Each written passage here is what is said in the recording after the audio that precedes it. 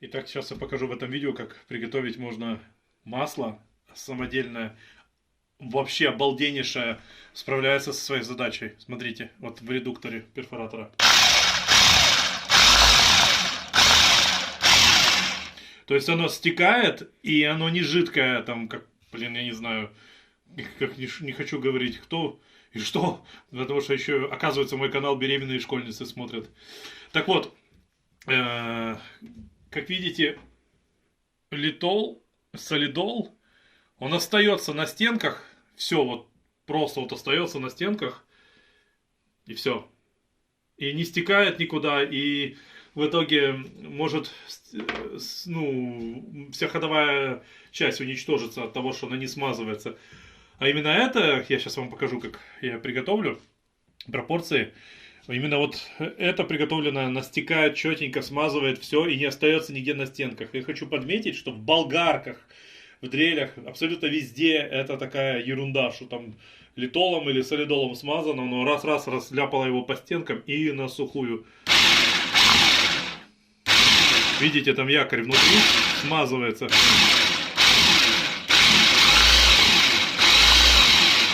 Вот. Отлично стекает все. Думаю, с этим все понятно. Это во всех редукторах. Нужно, чтобы все смазывалось, потому что или заклинит, или выйдет из строя просто. Слижется металл и все. Вот это мы закроем. Перейдем вот к данному пациенту. Данная дрель используется для замешивания раствора. Клей для плитки, штукатурка, цементопесчаная, там, гипсовая и так далее. Вот, я чего хочу вам показать, где нужно использовать категорически солидол либо литол, но в редукторе нужно использовать смазку. Если у вас, ну, вы не можете позволить себе купить какую-то там покруче, то можно дешево дома приготовить, сейчас все увидите. В общем, что-то с редуктором случилось, я вот запускаю, тут можно видеть. Тут крутится быстро, а здесь еле-еле. Сейчас мы разберем и посмотрим, что там происходит. Так, мы выключим сейчас.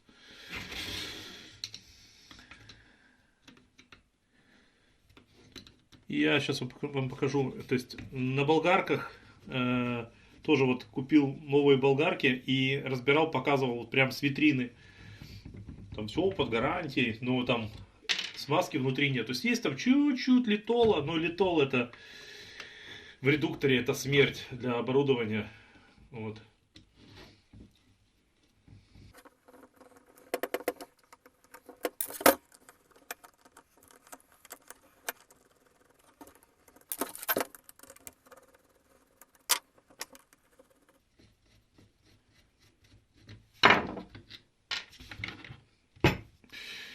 Итак, смотрим. Вообще сухое-сухое. Видно, что когда-то здесь был солидол. Вон, можно даже в подшипнике увидеть. Эта штука вообще не хочет крутиться. То есть солидол где-то под шестерню, ну, короче, под вот этим механизмом застрял. И просто он не попадает туда, куда надо. Здесь мы можем видеть его чуть-чуть. Здесь чуть-чуть его просто вот. Когда он должен был быть здесь где-то, он где-то, короче, там или где-то тут. И сюда, походу, все ушло.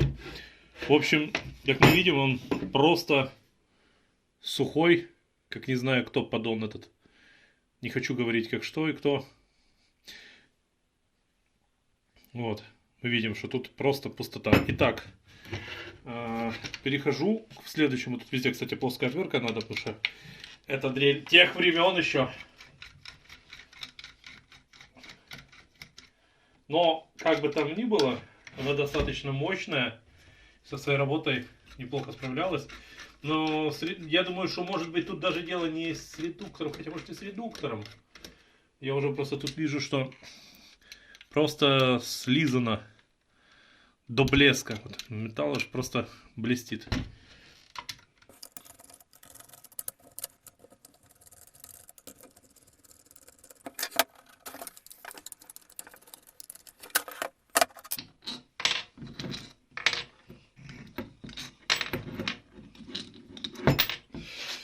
Итак, друзья, мы можем видеть здесь подшипник сухой-сухой. Ну, он себя так вести реально не должен. Это единственное место, где мы можем применить солидол. Конкретно солидол, потому что нам не надо, чтобы он отсюда вытекал. Надо, чтобы здесь постоянно находился. И причем подшипник попадает именно вот сюда, вот, в гнездо. Вот у него здесь есть посадочное место. Ну, вот тут щетки уже идут. Ну, такое сейчас подмарафею чуть-чуть. Видите, где оказывался солидол. И вообще этот... И тут, чего тут только нет. И штукатурка. И пылюка всякая. Ну, в общем, вот это единственное место, куда мы будем применять сейчас солидол. Также можно и литол. Вот так вот мы втираем его.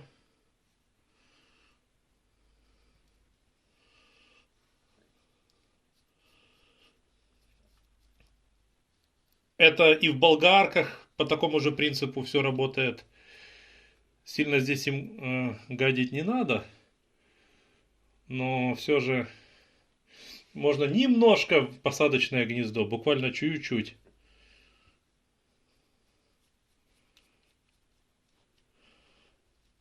Так, ну с этим понятно, да?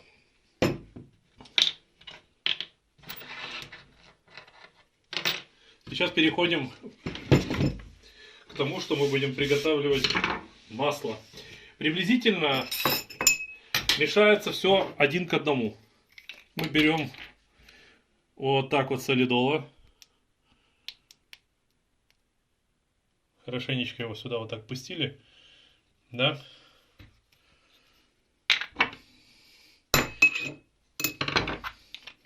Далее берем, кстати, можно еще такое масло использовать, но об этом потом, не сегодня. Берем обычное моторное масло, я использую, ну, я не знаю, простейшее купил, причем последнее, да еще и по скидке. Подходит для мотоциклов, для мотоблоков, генераторов, ну, короче, для всяких покатушек. В общем, приблизительно надо столько же сюда моторного масла влить. На глаз.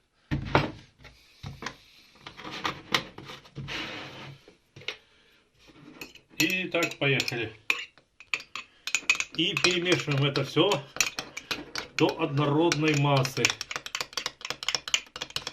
Суть сделать все таким, его, чтобы оно было жидким-жидким, чтобы оно стекало по стенкам.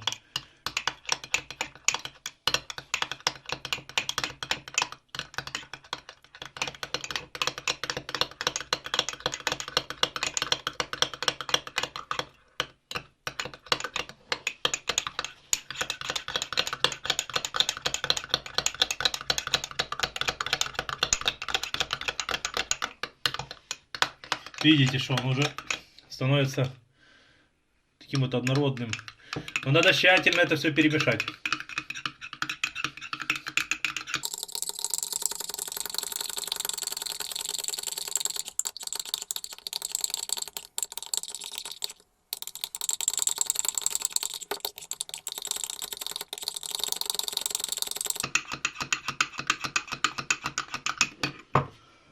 В общем, как понимаю, как я могу вот показать, вот это вот просто, но оно разлетается по стенкам редуктора, все, оно остается где-то там, где-то вот тут, вот просто вот где-то вот так тупо вот останется и все. И сюда попадать не будет. Задача, либо половину сюда залить, когда вы будете держать его вот так, он где-то приблизительно наполовину будет заполнен. И оно будет все разбрызгиваться по стенкам, само все будет смазываться. И скорее всего, что это будет вот эта часть вообще выполнять эту функцию. Где-то вот так это все будет выглядеть. Вот. Понятно, да?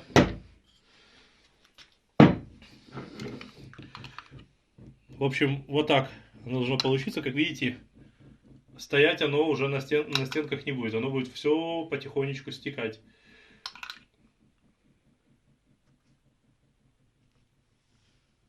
И бояться не надо, что оно где-то там через щели повыливается или еще куда-то там.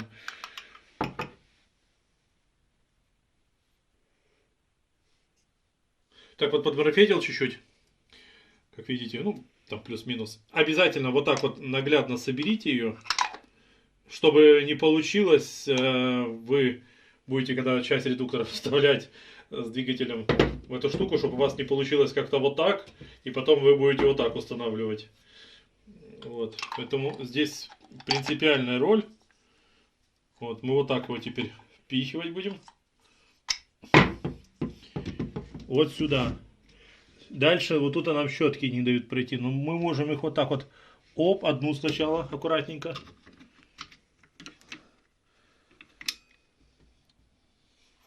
Чуть-чуть запачкал. Но это не страшно.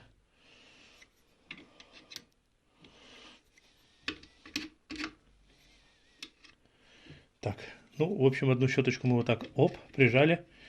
Теперь вторую вот так выскочила.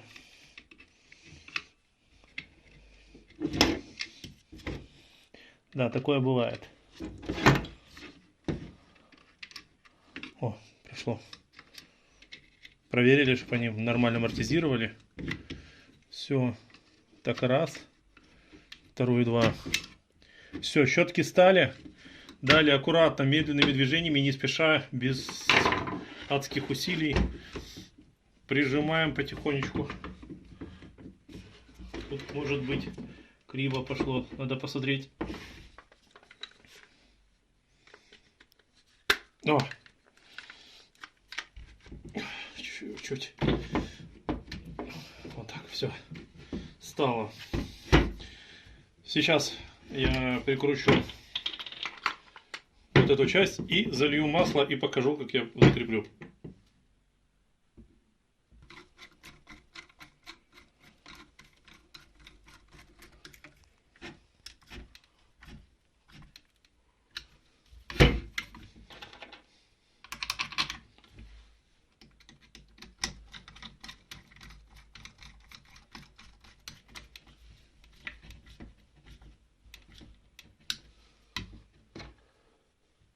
Маленькое но хочу подметить, что болты нужно закручивать по диагоналям.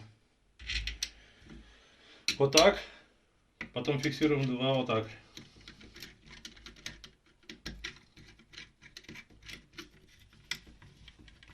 Все, зафиксировали.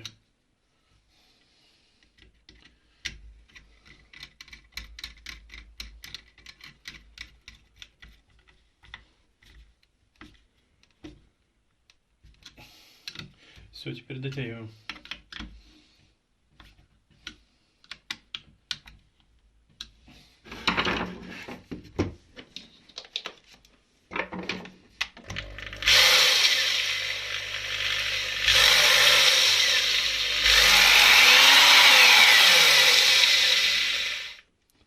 Так, работает уже отлично, уже не, ну, его ничего не тормозит. Но теперь осталось вот эту штуку смазать. И теперь мы сюда наливаем.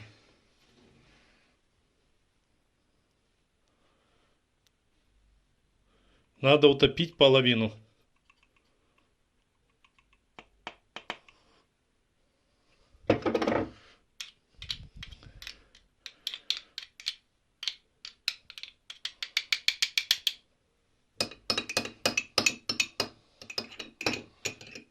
И как четко замешал.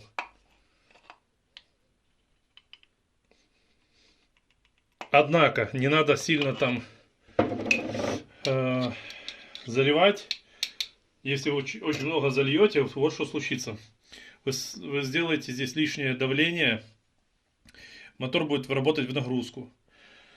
Много масла это тоже очень плохо. Поэтому мера. Должна быть мера.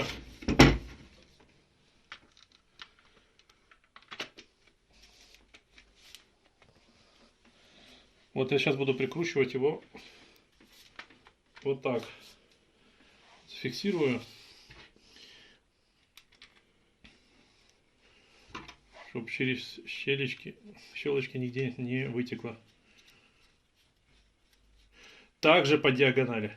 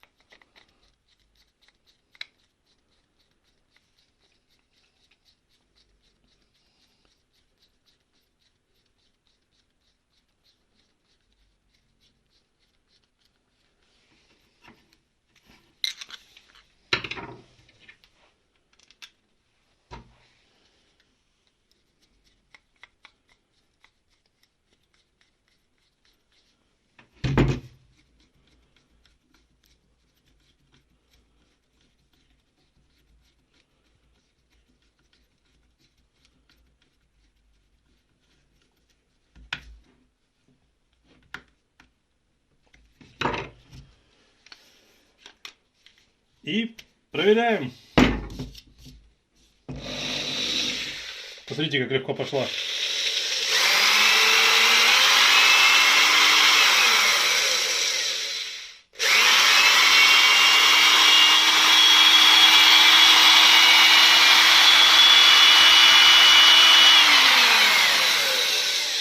Ничего нигде не выливается и ничего не греется.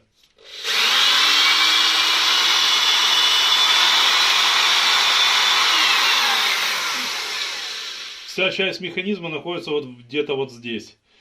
Оно на половине сейчас, и оно его поднимает, взбалтывает, оно все стекает, попадает на весь механизм, и можно не париться. Я для этой дрели использую такой вот венчик. Вы представляете, значит, этот дед, это молодой, блин, короче, просто дрель ископаемая, а венчик это уже... Ну, такими, наверное, лет 15, может, максимум 20 пользуются. А это дрель, наверное, старше и меня. Дед и внук. Какая, да, разница во времени. Друзья, подписывайтесь ко мне на канал. У меня много полезной информации. Ставьте